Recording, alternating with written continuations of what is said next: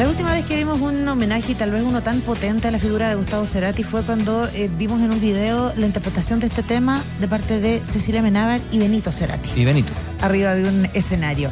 El porqué de esta canción, Te llevo para que me lleves, probablemente muchos lo saben, pero no con la profundidad que pudimos descubrir a través de Te conozco de otra vida. Los años de Gustavo Cerati en Chile, una publicación que ya está disponible en las librerías nacionales, ideal para leerlo en estas vacaciones. Además, su autor Nelson González Vallejo está con nosotros. ¿Cómo estás, Nelson? Hola, Sandra, Cristian, muchas gracias por la invitación. Oye, es súper lindo porque, bueno, el Te conozco de otra vida, que también es parte de esta canción, es un relato muy emocionante a partir del vínculo que Gustavo Cerati tiene con su familia, que finalmente se le da en Chile y que, como tú postulas en este libro, termina siendo su segundo hogar porque fue el primer país tal vez que le abrió las puertas artísticamente junto a Soda Stereo para transformarse en un éxito internacional, pero también porque cuando estuvo viviendo aquí, tú haces la distinción, fue más Gustavo que Cerati, ¿no? Sí, de todas maneras, yo creo que Gustavo Cerati necesitaba cierta calma. La agenda de ser el líder de Soda Stereo, la verdad, no se lo permitía. Y él siempre buscó tener tranquilidad de alguna manera y cotidianidad. Él solamente había encontrado calma en los hoteles o de repente cada 6 meses cuando volvía de gira de Argentina con Soda Stereo. Entonces, él nunca había podido tener esta calma y la encuentra de alguna forma con el amor con Cecilia y también en la espera por Benito también, ideal para él también. Hay una figura, ¿no? Una frase que tú utilizas en tu relato que hace mucho sentido, más allá del juego de palabras, ¿no? Cerati en Chile fue Gustavo, sí, ¿no? Y era como bastante habitual de pronto, pero para él probablemente esto de por un lado ser muy reconocido, tener una parte rockstar, porque había sido un rockstar acá en Chile, o sea, siempre se hace el cimen con la Beatlemanía, con la sodamanía, ¿no? Pero en un momento después era el tipo que te iba a la pizza, el tipo que caminaba por Providencia, Las Condes, el tipo que iba a la playa, de pronto que andaba, yo le contaba a Sandra que en el sector de Bichuquén hay una anécdota con mi padre, que mi padre vivía allá, que estaba perdido y de repente él se para en un lugar y pregunta por una dirección y era Gustavo Cerati, ¿no? Entonces, eso quería profundizar contigo, esto de que Cerati en Chile pudo ser Gustavo, ¿no? Sí, y pudo ser Gus, como le gustaba que le dijeran así. Claro, él no era Cerati para los amigos, de hecho, él se relaciona con mucha gente común y corriente, no necesariamente de un jet set nacional, por así decirlo. Él no era parte de las alfombras rojas, él era una persona que era común y corriente, que podía transitar por la calle y lugares también comunes. Y de hecho, en contexto del libro, mucha gente salió a decirme lo mismo que tú, de hecho, así como historias que se lo vieron en el supermercado, o historias en el metro, por ejemplo, o en la discoteca, que de repente lo veían. Yo creo que eso fue lo bonito en el tiempo que él vivió acá. Y claro, él no podía esconder esta faceta de rockstar que él siempre tuvo y iba a tener. Yo creo que él también de alguna forma lo sintió como un descanso estar acá, pero al mismo tiempo tener estas historias cotidianas con gente común y corriente. Yo creo que fue lo bonito para él. Yo tuve la posibilidad de conversar no solamente con los amigos más reconocidos que uno podría encontrar en internet, es decir, buscar amigos de Gustavo Cerati. Tuve la posibilidad de conversar con mucha gente común y corriente que eran vecinos de él, que se había tomado una cerveza con él. Entonces yo creo que eso le pudo otorgar una tranquilidad de ese Chile también. Hoy día quizás hubiera sido un poco distinto, pero ese Chile también se lo permitió. Chile también, es bueno ese vínculo, ¿no? Era otro Cerati, era otro país también, era otro Chile también. Sí, era un Chile, recordemos, en transición, recordemos de la dictadura a la democracia, pero al mismo tiempo, años antes, era el mismo país o la misma ciudad que no le permitía salir del hotel. No, pues, se había vivido esta... Sí, claro, la sodamanía. Exactamente. Ya había pasado esta fiebre del rock latino cuando vive... Recordemos, él vive entre el 93 y 94, posteriormente después entre el 96 y 97, que son los años que él vive, y era un Chile que también se lo permitía. Hoy día, quizá con el celular sería distinto abordarlo. No, y con el que además pudo desarrollar distintos proyectos musicales que a lo mejor tal vez no son tan masivos, tan conocidos, más allá de Soda Stereo y su carrera solista, con sobre todo la incursión con la electrónica, ¿no? Y meterse en ciertos grupos y ciertos ambientes. Sí, estaban haciendo una escena de la música electrónica en esos años un poco más under también. Él es parte de esto y también de una forma bastante...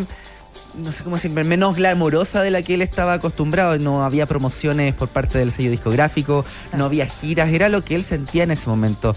En algún momento, cuando él empieza a incursionar en la música electrónica, cierta prensa también lo empieza a vincular con que era un capricho, y para él no, él era un recurso utilizar la música electrónica, y hasta los últimos discos él ocupa este formato. Y claro, él se adentra en esta incipiente escena electrónica que ya también se estaba estaban haciendo desde, por ejemplo, la discoteca Blondie, por ejemplo, con el Rape también en el norte, también en la disquería Background, que también se genera una comunidad de música electrónica, y él fue parte de el proyecto Plan B. Exactamente, con el proyecto Plan B, que forma con 3 amigos. Yo siempre lo he dicho que Gustavo en Argentina tenía muchos amigos músicos, pero eran todos también, además, los conoció porque habían sido pagados por él para que tocaran con él. Claro. Después se transformaron en amigos posteriormente, pero aquí no, aquí conocieron a través de Cecilia, a través también de la disquería, sabían quién era, pero de todas maneras no era para ellos lo importante, sino que era Gus lo que estábamos hablando en un momento. Y en ese sentido, ¿cómo, nosotros ya leímos el libro, ¿no? Y eso está, pero para la gente que nos está escuchando, ¿cómo reflejas tú este tema de sus años en Chile? Además tienen un paréntesis musical también con el primer disco de Cerati, que es como una especie como que de pronto como que se pierde en la discografía, y es un disco fabuloso, ¿no? Es un disco hermoso, además, porque tiene que ver con su año chileno y tiene que ver con la paternidad, además, sí, ¿no? Amor Amarillo, que es un disco que yo hermoso, creo que sorprende de alguna forma a todos, porque claro, se tomó una pausa, pero hace un disco en el living de su casa, el que lo hace acá.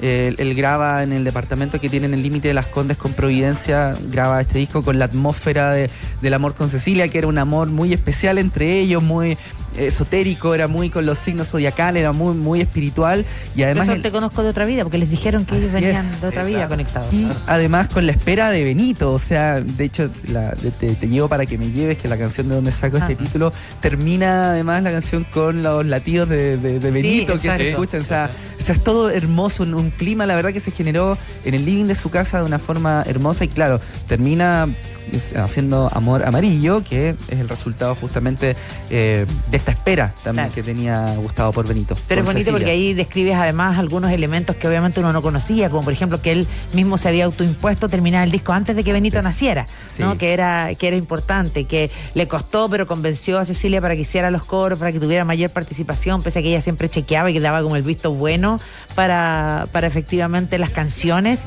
Importante el nivel de participación que él hubiese querido que fuese más.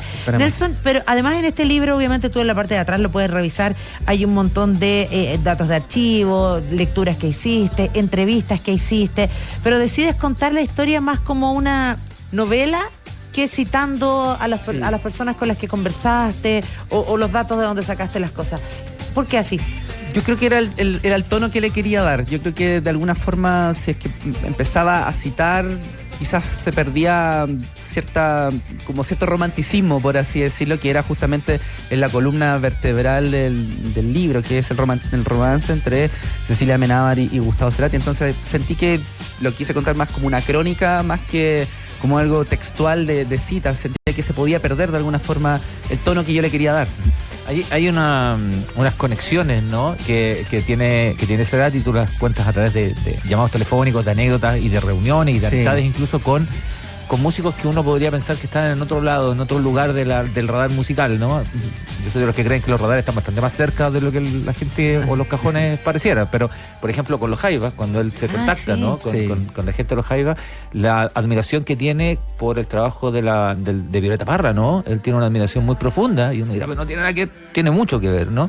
Y hay samples. Y hay, claro, escondidos. Hay samples escondidos, y hay una reunión además con Javiera Parra cuando es muy joven ella, cuando es muy, muy chica. Cuéntanos ahí un poquito Bueno, tiene muchos vínculos con Chile antes de ser, de hecho, músico de Soda Stereo. De hecho, fue uno de los descubrimientos que yo hice. No lo del sample, de Gustavo a los Jaivas, él mismo lo había dicho. Sí, pero el contando esta historia, claro. Exacto, el descubrimiento grande que lo vio cuando él era adolescente. Ese fue como el descubrimiento que yo tuve. Eso me lo contó Oscar Saavedra, que era el manager de Soda Stereo en ese momento, que habían coincidido en este concierto. Eso me lo cuenta él. Posteriormente con Violeta.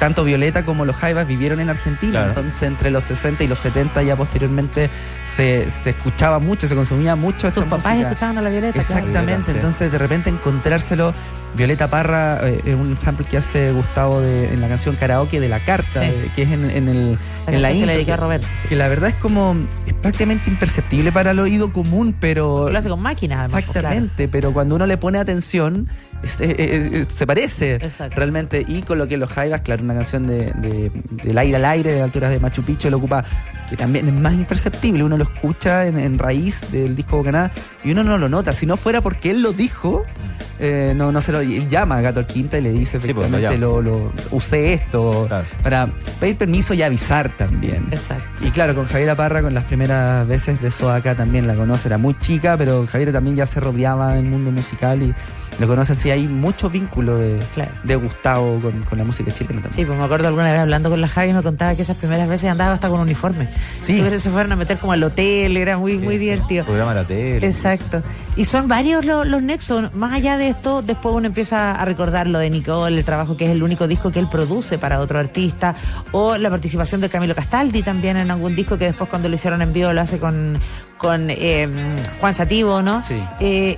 Y eso da cuenta de la diversidad de curiosidades musicales también que tenía Gustavo y que lo manifestó aquí en Chile, trabajando con la electrónica, con música del folclore, con el hip hop, con el pop.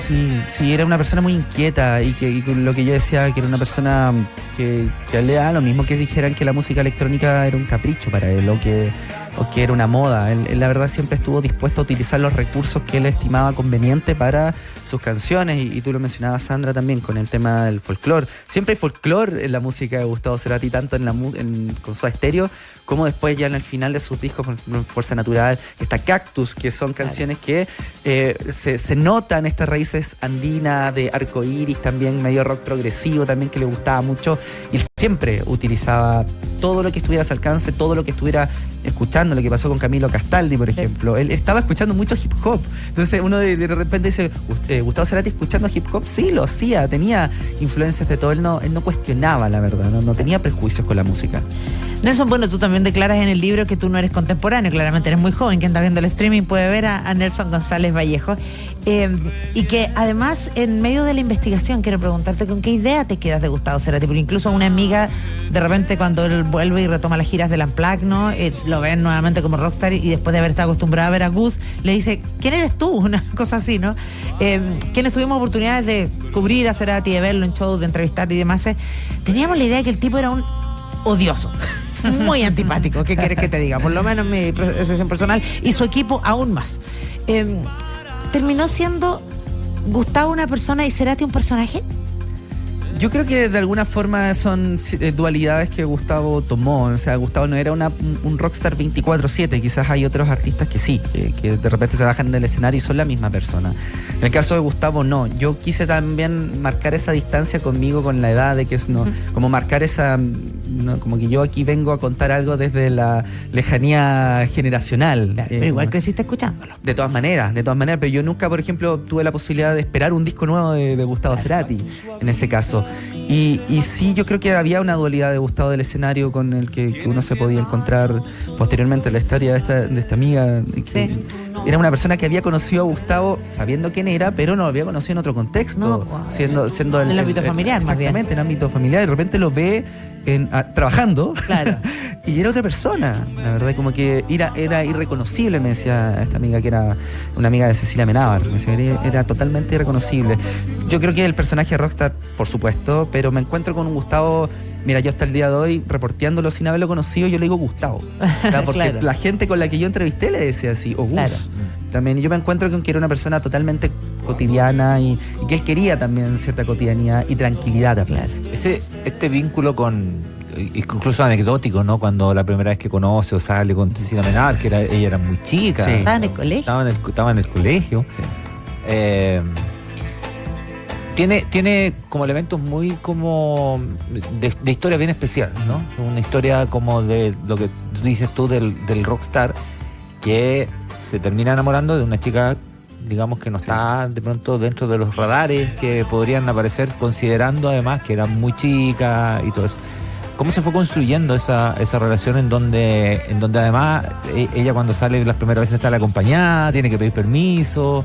Es una cosa como media casi provinciana, ¿no? Sí, se conoce cuando Cecilia tenía 17 años, en una época que además la mayoría de edad era de 21, sí, y Gustavo tenía 29. Estamos hablando que hoy día sería totalmente cuestionable, eran otros tiempos. O sea, un delito, de hecho. Totalmente, de hecho sí.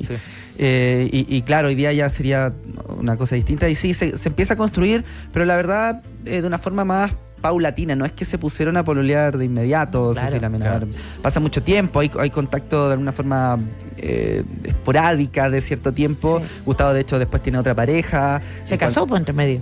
De hecho, estaba casado con Belén Edwards, pero la típica también, me estoy separando. Sí, pero duró un año nomás casado, claro, con Belén. Sí, duró muy poco. Sí, duró muy poco y se empieza a construir en el tiempo y pasan varios años desde que Gustavo conoce a Cecilia Amenábar y se viene a vivir definitivamente a Chile. Son 5 años. Y dice que porque soñó con ella. Soñó con ella. Es. Sí, eso es un grupo está muy bien. Artistas, obvio. Sí, son los músicos, pues, Caito. Obvio. Le va a creer la otra lo del Ámbar y lo de Lisa Ámbar. Y los escritores. Y sí, le dice que había soñado con ella cuando se vuelven. Y Gustavo empieza a viajar a Chile a verla de repente por un fin de semana y era chistoso porque tenía que pedirle permiso a la mamá de Cecilia. Sí, claro. Qué linda canción, perdón. Tenía que el rockstar más importante, yo lo retrato, de Latinoamérica, tenía que pedirle permiso a la mamá de una pareja para poder salir. Salir con amigas, además. Y tenía que estar en el living cuando estuvieran en la casa. Era simpático. Ese vínculo nacional que a nosotros siempre nos encanta, ¿no? Los artistas con el vínculo nacional. Efectivamente es muy real en Cerati y sus hijos, digamos, ahí hay un vínculo para siempre, obviamente, pero además recuerdo en uno de los conciertos de cierre, ¿no? en el Estadio Nacional, cuando canta Un Millón de Años Luz, él termina de cantar, la banda termina de cantar la canción y él en un suspiro dice, ustedes saben que está también en mi casa, sí, ¿no? Ese vínculo no desapareció de mi parte, o sea, hubo una parte de Cerati que continuó con un pie acá. Sí, de hecho, él siguió de alguna forma vacacionando, viniendo con los hijos. Ya con Cecilia estaban separados. De hecho, ya en este contexto del libro, estuve hace unos días también en el concierto y me decían, Gustavo venía acá cuando Cecilia tenía un programa. Exactamente. Y ellos ya estaban separados, de hecho. Sí. Y siempre tuvo este vínculo con amigos chilenos que también cada vez que venía de gira hace el asado a fijo, como que se juntaban todavía. Y ese vínculo es verdad, no lo perdió jamás hasta que vino por última vez a finales del 2009, ya después con el terremoto en el 2010, que fue el primero en sumarse con una actividad en Argentina, exacto. Claro, Argentina abraza Chile. Sí. Lo que pasa es que después se replicó aquí y ahí él no vino, pero fue el abrazo. No pero lo que había ya tenido el accidente cerebrovascular y claro, él hace uno inmediatamente apenas el terremoto. Sí, pues sí, hay una allá. Sí. Ricardo Darín, Charlie. Sí, con Darín. Santolaya. Claro. ¿En Buenos Aires o en Estados Unidos? Fue en Buenos Aires. En Buenos Aires. Sí, me acuerdo. Santolaya. Sí. Estaba ahí y hace. Son bonitas esas imágenes porque además Gustavo tiene una muñequera con la bandera de Chile. Y él siempre con las canciones, por ejemplo, hay una canción que es Avenida Alcorta, que es El Amor Amarillo, que menciona Providencia. Providencia puede ser azar. Y él la menciona también allá, hace como unos comentarios en el show donde dice Providencia, allá donde estuve. Entonces, como tú cuentas de esos guiños, pues de Providencia, del tema del lago Bichuquén, por ejemplo, ¿no? Que están presentes en su discografía también. Sí. Alcorta es la que llega al Estadio Río. Allá en Argentina, sí. Y claro, que es una canción que él dice, en Argentina él vivía en Avenida Alcorta, aquí vive en Las Condes, pero quedaba mejor Providencia porque también... Le calzaba más, pero claro, él decía, da lo mismo donde estemos, en Avenida Alcorta o en Providencia, da lo mismo donde estemos. Esa era la letra a Cecilia. Y sí, muchos guiños, Lolol, por ejemplo. Claro. Le gustaban mucho los palíndromos, por ejemplo. Claro. Y le llamaba la atención y en este proyecto que hace música electrónica con amigos de Argentina, le pone un tema que es instrumental, le pone Lolol, porque cuando tenía que ir a Bichuquén, pasaba por Lolol. Uno de los caminos que hay, Santa Cruz, Lolol, Bichuquén. Le gustaban estas palabras, los palíndromos, por ejemplo. Claro. Siempre hubo estos vínculos. Después de toda esta investigación, Nelson, ¿cambió para ti la imagen de Gustavo Cerati? Porque tú lo escuchabas, porque en tu casa básicamente estaban los casetos, los discos, y ahí escuchabas Soda Stereo y demás, pero la relación que tú tenías con su música y con su historia cambió. Sí, de todas maneras, yo creo que me acerqué mucho más a las canciones, también en la calle. Me emociono mucho más que cuando lo escucho yo, es cuando de repente me lo encuentro en la calle o escucho algo de fondo, o ya tener cierta cercanía con las letras, ya saber más significado las letras. Yo creo que cambia más mi percepción. No me pasó, no sé si alguien que de repente haya escrito de algún músico que se aburra de escucharlo. A mí no me pasó, por lo menos. No me saturé de Gustavo Cerati o de Soda, no. De hecho lo escucho igual que siempre.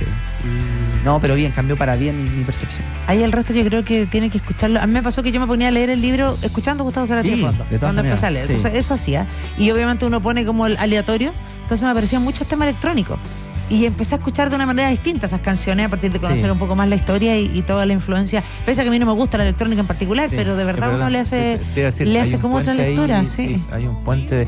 Bueno, yo soy de los que creen que todos los discos de Soda son de Cerati. Sí, bueno. O sea, creo que los últimos son muy marcados, que son como sus primeros discos casi de solistas, pero hay bandas donde hay como equilibrios. No estoy subestimando ni hasta la Albertini de Z, pero en la composición son todas las canciones. Sí. Casi todas, digamos. De hecho, claro, ya en el periodo final de Soda es cuando tiene más participación Charlie con Z en disco. Claro, y Z más que Charlie, claro, la verdad. Sí, yo también cuando estaba escribiendo los periodos, la música electrónica, ya escuchaba mucho Plan B. Escuchaba el disco Nicole, que era la verdad Sueños en Tránsito, que es un disco que a mí me gusta mucho, lo escucho mucho también. Pero claro, no me pasó de aburrirme, como que no fue que terminé el libro ya por fin, no para nada, de hecho cambió para bien mi percepción. Bueno, por algo la figura de Gustavo Cerati ha trascendido tanto, ¿no? Han pasado 10 años de su muerte ya. Sí, yo recuerdo que el periodo en que fue que me tocaba reportear mucho, ¿no? Que fue desde que le dio el accidente cerebrovascular, estuvo 4 años, recordemos, en coma. Sí. A mí me tocó ir a la clínica Alcla, donde estaba en Buenos Aires, y tuve la suerte de conversar con su mamá en una de las tantas oportunidades, haciendo el típico turno por tanto. Uno se queda eternamente hasta que ve aparecer y en una de esas le contesta. Y fuera de la clínica era súper emocionante ver cómo estaba lleno de pancartas, de stickers, de palabras y dedicatorias, de velitas, porque eso se transformó en una constante. O sea, uno dice, ya, le dio un accidente cerebrovascular, pasó 1 año, la cosa va calmando un poco, pero en este caso fueron los 4 años igual. Sí, y Lilian, su mamá, estuvo ahí, pero todos los días, las semanas iba, pero fijo, y ella, tengo entendido que era muy amable con los medios de comunicación que iba. Bueno, por lo menos conmigo fue muy amable. Como que siempre hablaba. O cuando no pedía, hoy día no, y muy respetuosa. Sí, como que el final de tragedia, ¿no? que tiene esto, ¿tú crees que le otorga efectivamente una aura de mito también a Cerati, que es muy propio quizás de la cultura argentina también, ¿no? Sí. De que Gardel muere joven, de que Cerati muere joven, de que Evita, qué sé yo, de que Maradona, en fin, hay una cosa media trágica, ¿no? Ahí. Sí, pasa mucho porque como que la gente lo siente más. La muerte, yo lo recalco en el libro, la muerte de Gustavo fue muy lenta, para haber tenido que fue unas palabras de Cecilia Menábar. Para haber tenido una vida tan rápida, una muerte muy lenta. Y yo creo que en esos 4 años, claro, se empieza a construir ya un ambiente, un clima muy, muy especial, por así decirlo. Y posteriormente, claro, ya se transforma las muertes trágicas o las muertes en general de los músicos, como que llegan de alguna forma y se van transformando como un mito, justamente lo que pasó con Federico Moura. Sí, claro. Así que pasa mucho, la verdad. Sí, Gustavo tampoco fue la excepción. Bueno, si quieren encontrar historias como estas y muchas más, está Te Conozco de Otra Vida, los años de Gustavo Cerati en Chile, trabajo de Nelson González Vallejo, a quien le damos las gracias por haber estado con nosotros aquí en Ciudadano ADN. Muchas gracias a ustedes por la invitación. Gracias, Nelson, te pasaste.